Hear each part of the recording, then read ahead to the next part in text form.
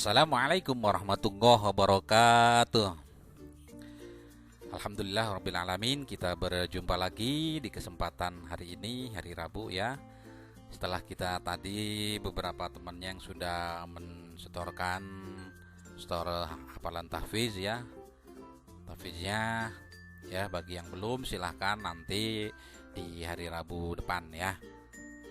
Tetap semangat kalian untuk menghafalnya ya, karena Al-Quran itu luar biasa ya. Beberapa keutamaannya itu dilipat gandakannya, satu huruf menjadi 10 ya pahalanya ya. Makanya kalian harus semangat untuk menghafalnya ya, karena akan menjadi teman kita setelah kita meninggal di alam kubur ya. Sekarang kita lanjut ke pembelajaran kita di tema 2 subtema 3, langsung pembelajaran 5 dan 6. Simak baik-baik materinya ya anak-anakku ya. Tematik kelas 6 tema 2 persatuan dalam perbedaan, subtema 3 bersatu kita teguh, pembelajaran 5 dan 6. Selamat belajar.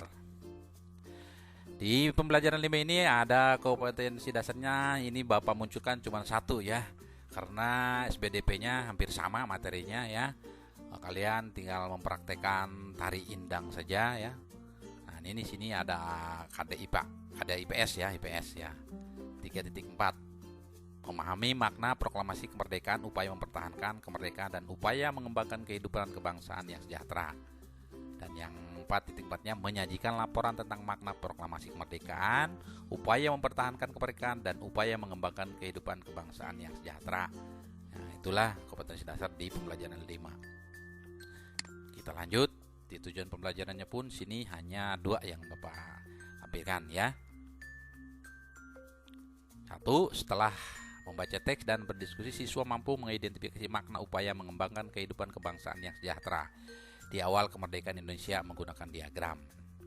Kemudian setelah membaca teks dan berdiskusi, siswa mampu menulis makna upaya mengembangkan kehidupan kebangsaan yang sejahtera di masa awal kemerdekaan Indonesia dalam bentuk diagram. Itulah tujuan pelajaran hari ini di pembelajaran 5. Bersatu kita teguh adalah semboyan bangsa Indonesia dalam mewujudkan persatuan dan kesatuan. Apakah kamu masih ingat arti dari semboyan tersebut? Apa makna semboyan tersebut jika dikaitkan dengan makna upaya mengembangkan kesejahteraan rakyat di awal masa kemerdekaan Indonesia? Ayo kita cari tahu.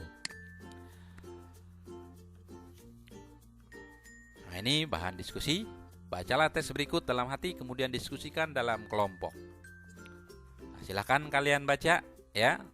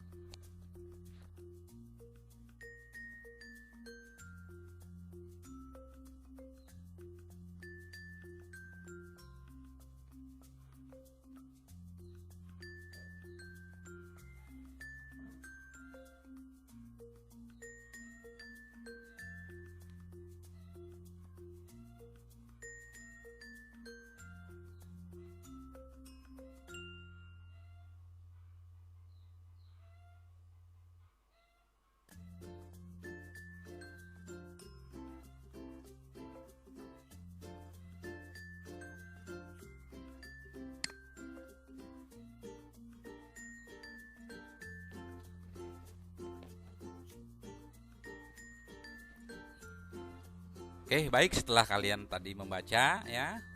Di sini ada tuliskan kesimpulan dari teks tersebut pada bagan berikut. Kesimpulannya ya, yang ditanya kesimpulannya ya. Bukan seperti kemarin ya, ada kalimat tanyanya, ini tidak. Hanya kesimpulan dari teks yang tadi kalian baca. Upaya-upaya meningkatkan kesejahteraan rakyat di awal masa kemerdekaan.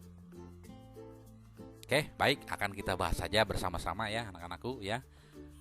Nah, di sini apa saja kesimpulannya? Kita lihat bersama-sama. Nah, ini upaya-upayanya, upaya-upaya meningkatkan kesejahteraan rakyat di awal masa kemerdekaan, yaitu pinjaman nasional dilaksanakan oleh Menteri Keuangan Insinyur Surahman dengan 40 tahun jangka waktu pengembaliannya. Kemudian, konferensi ekonomi dipimpin oleh Menteri Kemakmuran yakni Insinyur Darmawan Mangkunkusumo. Kemudian, pembentukan Badan Perancang Ekonomi merupakan inisiatif Menteri Dr. A.K. Gan ya. Kemudian rencana Kasimo merupakan rencana produksi 3 tahun. Persatuan Tenaga Ekonomi yang dipimpin oleh B.R. Motik. Nah, inilah ya kesimpulan dari teks bacaan yang tadi, yang di atas tadi ya.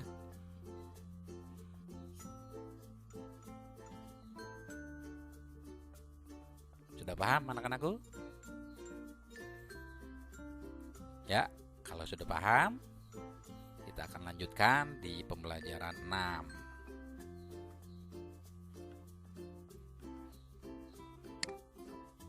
Baik, di pembelajaran 6 ini sebenarnya hanya sedikit materinya ya. Langsung kita ke mengulas materi-materi yang sudah dilalui atau diajarkan ya. Di sini langsung ada sebuah pertanyaan. Mari kita bahas bersama-sama saja. Nah, di sini ada evaluasi. Apa yang kamu ketahui tentang kalimat efektif? Tuliskan ciri-ciri kalimat efektif. Nah, ini pertanyaannya yang pertama. Yang kedua, tuliskan 5 contoh kalimat efektif menggunakan kosakata baku. Suruh membuat 5 contoh kalimat efektif ya menggunakan kosakata baku. Yang ketiga, apakah kaitan antara ciri khusus makhluk hidup dengan karakteristik habitatnya? Jelaskan. Ini IPA ya. Yang keempat, tuliskan 4 contoh cara makhluk hidup beradaptasi dengan lingkungannya. Yang keempat, yang kelima, jelaskan makna proklamasi kemerdekaan. Dan yang terakhir, jelaskan manfaat persatuan dan kesatuan untuk kesejahteraan rakyat NKRI. Nah, ini harusnya kalian jawab nih ya. Tapi kali ini kita jawab bersama-sama. Nah, ini memudahkan kalian lah untuk belajar ya. Oke, kita akan bahas satu persatu pertanyaan evaluasi ini. Dari yang pertama dulu, simak baik-baik anak-anakku. Yang tadi nomor 1, apa yang kamu ketahui tentang kalimat efektif? Tuliskan ciri-ciri kalimat efektif ya. Ini pertanyaannya. Ya. Nah, jawabannya, kalimat efektif adalah kalimat yang mampu mengungkapkan suatu gagasan secara utuh tanpa pemborosan kata. Ciri-cirinya yaitu terdiri dari struktur penting kalimat, setidaknya subjek dan predikat. Ya, ini sudah dibahas. Pemilihan kata yang tepat sehingga maknanya jelas dan tidak boros kata. Menggunakan ejaan yang benar seperti kata baku dan tanda baca. Nah, inilah ciri-ciri daripada kalimat efektif dan pengertian kalimat efektif tersebut. Oke, itu nomor 1. Kita lanjut ke nomor berikutnya. Nomor 2.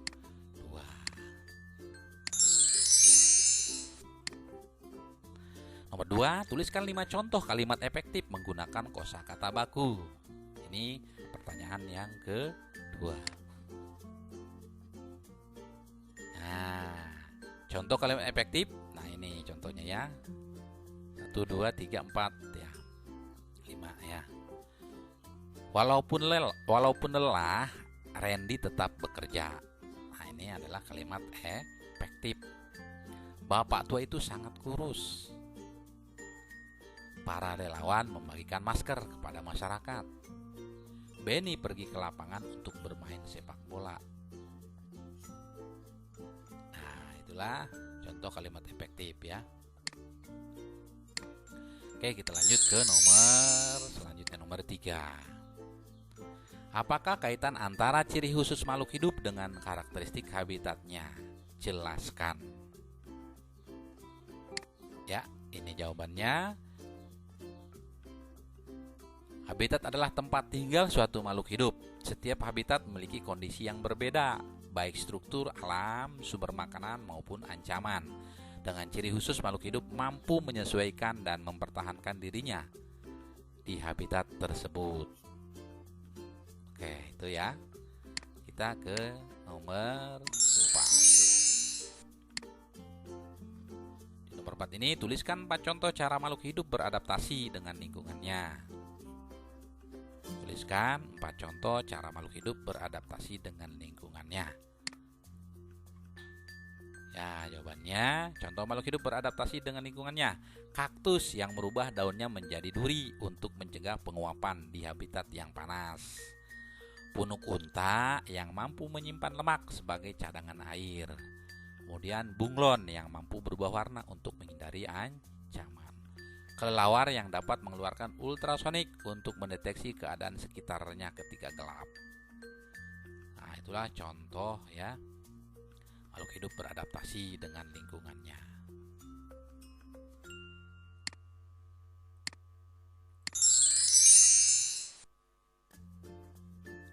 Lanjut ke nomor 5. Jelaskan makna proklamasi kemerdekaan.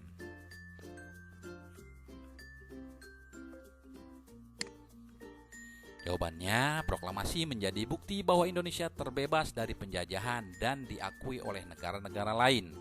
Selain itu, proklamasi menjadi momen awal bagi Indonesia untuk mencapai cita-cita. Nah. Oke, kita ke nomor terakhir, nomor 6. Jelaskan manfaat persatuan dan kesatuan untuk kesejahteraan rakyat Negara Kesatuan Republik Indonesia. Manfaat persatuan dan kesatuan. Oke, ini jawabannya. Persatuan dan kesatuan dapat menciptakan hubungan yang harmonis antara masyarakat serta menciptakan suasana yang aman, sehingga bangsa Indonesia dapat lebih fokus memperbaiki kekurangan demi mencapai kesejahteraan rakyat Negara Kesatuan Republik Indonesia yang dicita-citakan. Nah, inilah ya evaluasi berikut dengan jawabannya sudah kita jawab bersama-sama ya.